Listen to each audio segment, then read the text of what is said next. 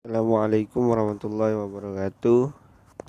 Eh, Kali ini saya akan mempresentasikan tentang makalah saya yaitu gugat rekonvensi. Perkenalkan, nama saya Muhammad Nur Zulfi, HTN Unit 2 semester 4. Jadi di sini saya akan menjelaskan tentang pengertian dan tujuan gugat rekonvensi. Gugat rekonvensi adalah gugatan yang diajukan oleh tergugat sebagai gugatan balik terhadap gugatan yang diajukan penggugat. Gugatan rekonvensi diajukan kepada pengadilan pada saat berlangsungnya proses pemeriksaan gugatannya yang diajukan penggugat. Menurut Abdul Manan, supaya gugatan rekonvensi dinyatakan sah, selain harus memenuhi syarat material, gugatan juga harus memenuhi syarat formil. HIR dan RBG tidak secara detail menentukan dan mengatur syarat-syarat gugatan rekonvensi. Namun, agar gugatan tersebut dianggap ada dan sah, gugatan harus dirumuskan secara jelas dan terurai, sama dengan gugatan rekonvensi. Tujuannya agar pihak lawan dapat mengetahui dan mengerti tentang adanya gugatan rekonvensi yang diajukan tergugat kepadanya. Syarat material gugat rekonvensi. Syarat material gugat rekonvensi berkaitan dengan identitas hubungan antara materi gugatan konvensi dengan gugatan rekonvensi. Peraturan perundang-undangan tidak mengatur mengenai syarat material gugatan rekonvensi. Ketentuan pasal 312 huruf A HIR hanya berisi penegasan bahwa tergugat dalam setiap perkara berhak mengajukan gugatan rekonvensi. Tidak disyaratkan antara kedua harus mempunyai hubungan erat atau konsistensi yang substansial.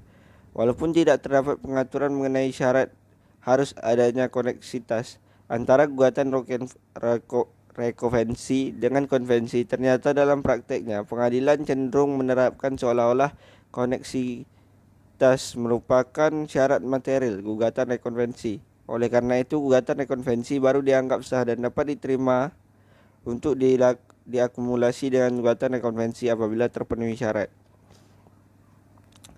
Terdapat faktor pertautan hubungan mengenai dasar hukum dan kejadian yang relevan antara gugatan rekonvensi dengan konvensi. Hubungan pertautan itu harus sangat erat sehingga penyelesaian dapat dilakukan secara efektif dalam satu proses putusan. Syarat formil gugatan rekonvensi. Supaya gugatan rekonvensi dinyatakan sah, selain harus dipenuhi syarat material, gugatan harus pula memenuhi syarat formil. HIR secara tegas menentukan dan mengatur syarat gugatan rekonvensi. Namun, agar gugatan tersebut dianggap ada dan sah, gugatan harus dirumuskan secara jelas. Tujuan agar pihak lawan dapat mengetahui dan mengerti tentang adanya gugatan rekonvensi yang diajukan tergugat kepadanya. Gugatan rekonvensi dapat diajukan secara lisan, tapi lebih baik apabila diajukan dalam bentuk tertulis. Apapun bentuk pengajuan baik secara lisan maupun tertulis, yang perlu diperhatikan adalah gugatan rekonvensi harus memenuhi syarat formil gugatan, yaitu menyebutkan dengan tegas subjek yang ditarik sebagai tergugat rekonvensi. Yang kedua, merumuskan dengan jelas posita atau dalil gugatan rekonvensi berupa penegasan dasar hukum, Rechtsgrund, dan dasar peristiwa yang melandasi gugatan. Dan yang ketiga, menyebut dengan rinci petitium gugatan. Larangan mengajukan gugatan rekonvensi.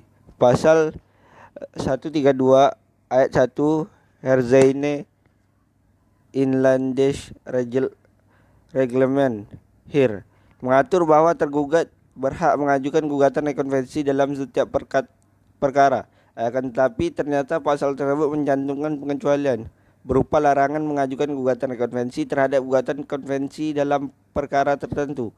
Larangan pengajuan gugatan rekonvensi yaitu 1. Larangan mengajukan gugatan rekonvensi kepada diri orang yang bertindak berdasarkan status kualitas. Yang kedua, larangan mengajukan gugatan rekonvensi di luar yudiksi pengadilan negeri yang memeriksa perkara.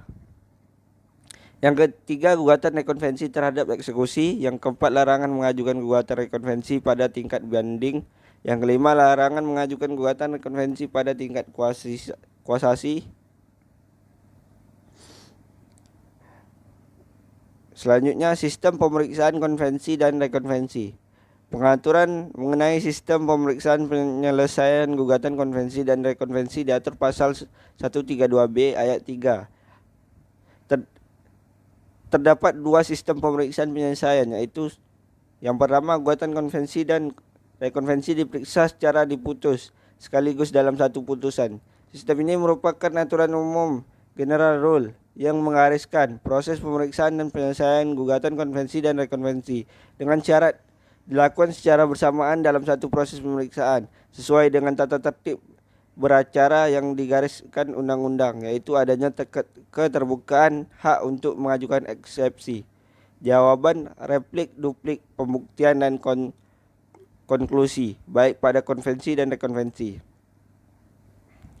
Proses pemeriksaan dituangkan dalam satu berita acara yang sama. Selanjutnya, hasil pemeriksaan diselesaikan secara bersamaan dalam satu putusan dengan sistematika. Yang pertama, penerapan uraian putusan konvensi pada bagian awal meliputi dalil-dalil gugatan konvensi, petitium gugatan konvensi, uraian pertimbangan konvensi, dan kesimpulan hukum gugatan konvensi. Kemudian, uraian gugatan konvensi yang meliputi hal-hal yang sama dengan substansi gugatan konvensi. Amar putusan sebagai bagian terakhir terdiri dari amar putusan dan konvensi dan dalam rekonvensi. Yang kedua, yaitu diperbolehkan dilakukannya proses pemeriksaan secara terpisah. Pengecualian tata cara pemeriksaan konvensi dan rekonvensi secara bersamaan dan serentak juga diatur dalam pasal 132B ayat 3 HIR dengan penerapan sebagai berikut. Pemeriksaan dilakukan secara terpisah tetapi dijatuhkan dalam satu putusan apabila antara konvensi dan rekonvensi benar tidak mengandung koneksitas sehingga dilakukan perlakuan pemeriksaan yang sangat berbeda dan berlainan. Yaitu yang pertama, boleh dilakukan pemeriksaan yang terpisah antara konvensi dan rekonvensi. Yang kedua, masing-masing pemeriksaan dituangkan dalam berita acara sidang yang berlainan. Yang ketiga, cara proses pemeriksaan. A. Proses pemeriksaan gugatan konvensi dituntaskan terlebih dahulu, namun penjatuhan putusan sampai selesai pemeriksaan gugatan konvensi. Menyusul penyelesaian pemeriksaan gugatan konvensi.